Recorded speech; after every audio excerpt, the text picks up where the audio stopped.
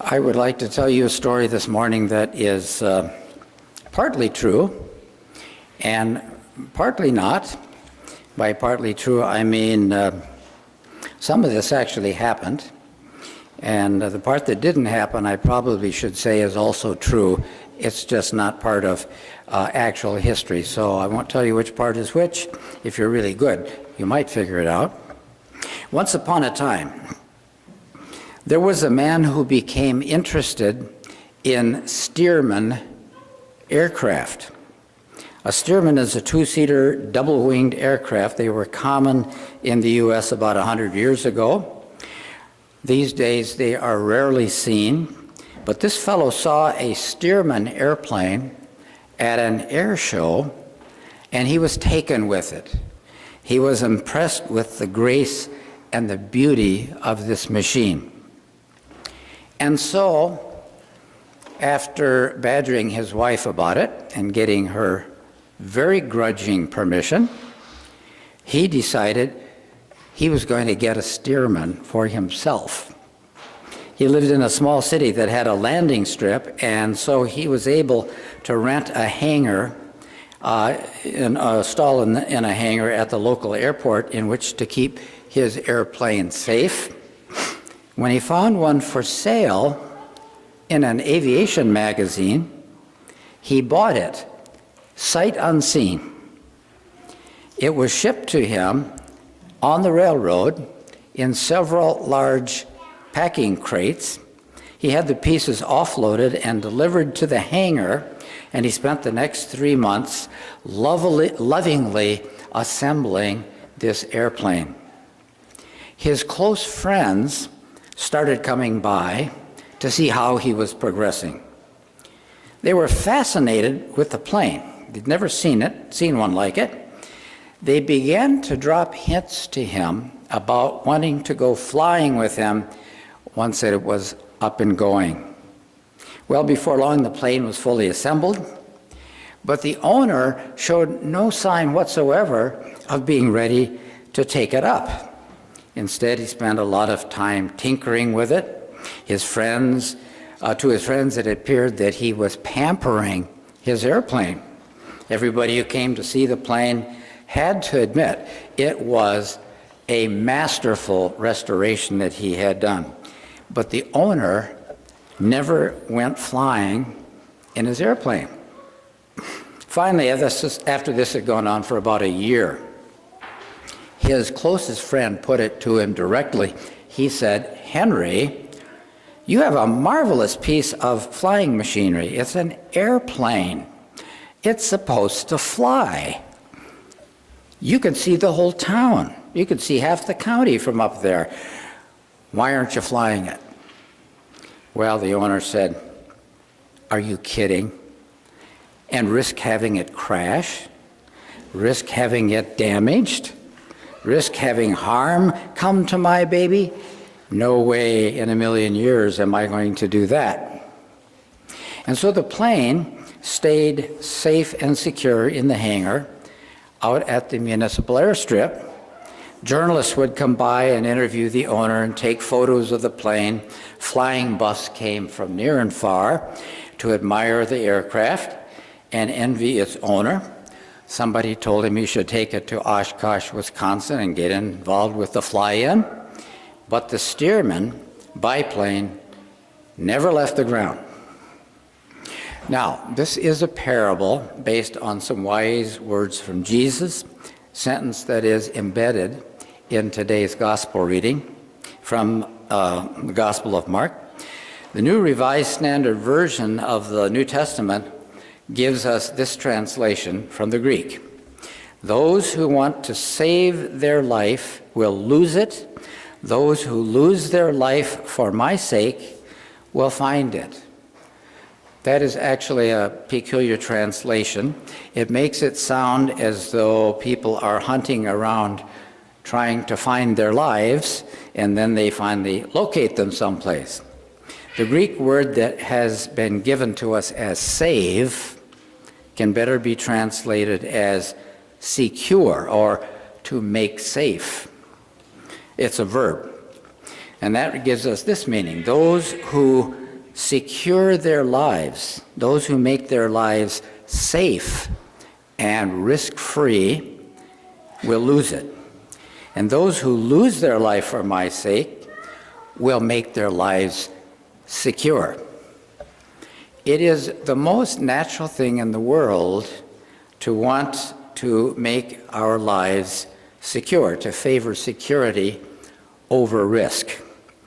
A famous psychologist named Abraham Maslow once explained the reason for this. He said, there's actually a hierarchy of needs. That is, people need certain things, and there are different levels of importance to what we think that we need. It described the human beings, what he said was that a human being naturally seeks what he feels he needs for a satisfying life, and it begins at the lowest level. Everybody would agree with this. The basic need we all have is physical, biological. In other words, if you don't eat food, you will die. We don't even have to be told that. But the category also includes shelter and sleep once in a while, things like that. Then there's a level above this basic survival level called safety. The need to feel protected and secure and safe. This is the category that is referenced in the Gospel of Mark this morning. The fact is, people will actually give up a lot of things, including their freedom, in order to feel safe and secure. This is something to think about in an environment when people would like to coax us to give up things perhaps that we should not be giving up.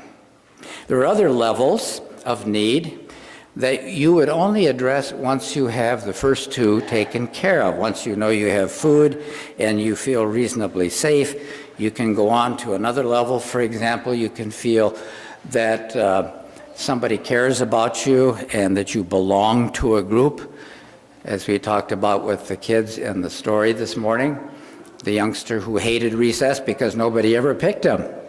But then eventually he finds out somebody actually wants him to belong to the club. There's a level at which we can seek self-esteem and achievement. And finally, the top of the Maslow scale is the need for self-actualization, a sense of fulfillment, so that when you get towards the end of your life, you can say, well, I think I did something worthwhile. I certainly hope so. Or, I sure hope they can think of something useful to say about me on my tombstone. This would be the level of fulfillment. Now, if we all satisfied ourselves at stopping at level 1, the need for food and shelter and rest, we would be no different or no better than the animals. Human beings are meant for more than that. If we stop at level 2, feeling of safety and security, we'd end up in one of two ways. Either we would be slaves to the whims and the demands of other people who would promise to protect us, but we'd have to surrender something in order to get it, or else we'd find a way to make ourselves feel safe and secure, but never rise any further in order to become the fulfilled human beings that we were designed to be. Which brings us back to the parable of the Stearman biplane. The proud owner of this aircraft recognized the treasure that he had lovingly restored from another early century to be just that. It was a treasure. On one level, it made sense to him simply to preserve it, keep it safe and secure. But in the process, he never allowed the airplane to do what airplanes are supposed to do, to get off the ground, to risk itself to the air, to the currents, to the wind. He never let it soar. And after all, that is what airplanes are for. We human beings would be fools not to have a concern about our own safety, not to secure our lives. When we moved from Minneapolis to Waverly, my wife discovered that there were people who actually just leave their doors unlocked. And she said to one of these women, "You've never lived in a big city, have you?" And the answer was, "No, and that's because I don't want to have to always lock my doors." Well, the bad news is today in Waverly, Iowa, it's a good idea to lock your door at night, we have discovered. But we would be ridiculous not to care about our safety. But there's actually more to life than simply that. If we don't allow ourselves to rise to the level of self-discovery and self-fulfillment that we are capable of, something that we've been given from God, then we will have missed the heart and the center of our purpose for being on the planet. And reaching for the stars will always require some measure of risk. I don't know the story of how St. Peter Lutheran Church in Denver, Iowa, came to build what I think is a rather marvelous piece of architecture sitting here on the hill. But sometimes when I leave your worship area, I look at the model of the little frame church out there that existed before this one, and I think to myself, what level of risk was involved when some group of people, or maybe even one person, decided, you know, we need a bigger space and it's going to cost us something, and there's a chance we can't pay for it, and maybe not everybody will support it right away, but we really ought to move forward. This is a story that's been repeated in almost every Lutheran congregation that I've ever encountered. You move on to the next level, and there's risk, and there's pushback, and there's some people who say, we like this little church, and other people who say, do we want to grow or do we want to die? So you take a risk. What is Jesus talking about when he says, when he asks that we lose our lives for his sake? And how can it be true that when you lose your life, you end up securing it? That's a very interesting paradox.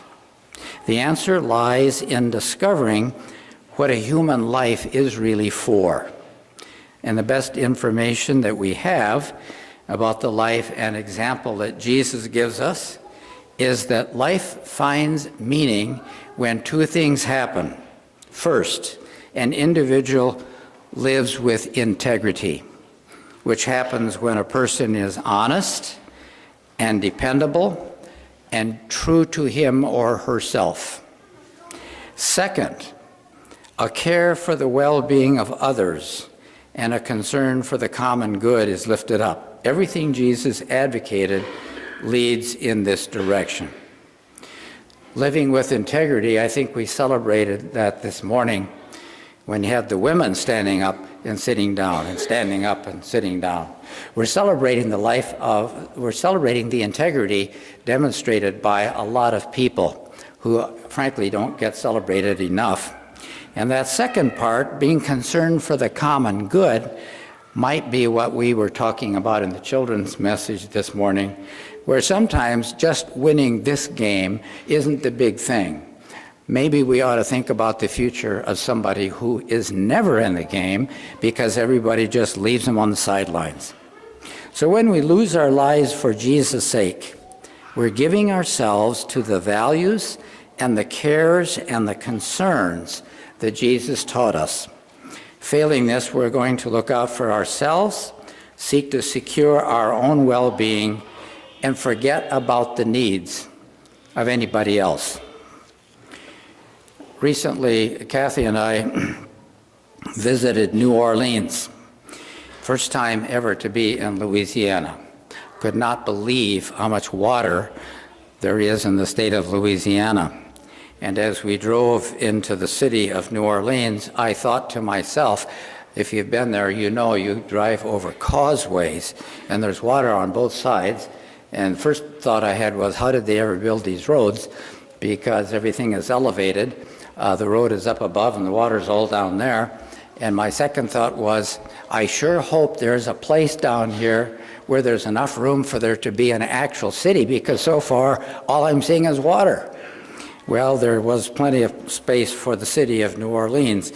We did make a side trip down the Mississippi River into the Delta, and there are large gas and oil companies that are securing leases from the state of Louisiana, which includes permission to open canals in marshlands where the state's fragile coastline meets the Gulf of Mexico. Now, when you do this, the law says you have to restore what you interrupt, because if you don't, it destroys the coastline, and eventually the state gets smaller because it falls into the water. This is not being done. These corporations have figured out a way not to have to meet their obligations because it would be expensive to put things back the way they were before. Well, the result is that the shoreline is moving inland. People are losing their land. Entire towns are being abandoned. Cemeteries, I hadn't thought of this one, cemeteries are sinking below sea level because the water is rising up. And as the marshland disappears that once protected the inland counties, which they call parishes in Louisiana, the marshland used to protect from sea storms and hurricanes, but the protection is now gone. It is thought that Hurricane Katrina was worse than it should have been in terms of what it actually did to New Orleans, partly because the protective buffer at the sea coast, wasn't there the way it used to have been. It is now known that the legislators in Louisiana are receiving enormous payouts from the gas and the oil companies for looking the other way as this abuse continues. In recent year, the governor of Louisiana, who is, I guess, mercifully no longer the governor of Louisiana, received $1 million simply not to enforce the law. Now, we should ask ourselves, do these lawmakers demonstrate lives lived with integrity? Or are they securing their own lives regardless of the consequences? There is a saying, which I have found it difficult to forget. It is difficult to do the right thing when your salary depends on your not doing the right thing. Something to ponder. Our lives are given to us so that we may soar into the stratosphere of goodness, kindness, care for the earth, care for one another. If all we do is secure ourselves in the short term, our lives will come to nothing. So the words from Jesus, those who secure their lives will lose it. Those who lose their life for my sake will make it secure. These are wise words that we heed to our benefit or that we ignore to our peril. Let us all who have ears to hear, listen. And as the season of Lent continues, invite you to continue on a journey of reflection and contemplation of what it means to be a disciple of Jesus who is the Christ.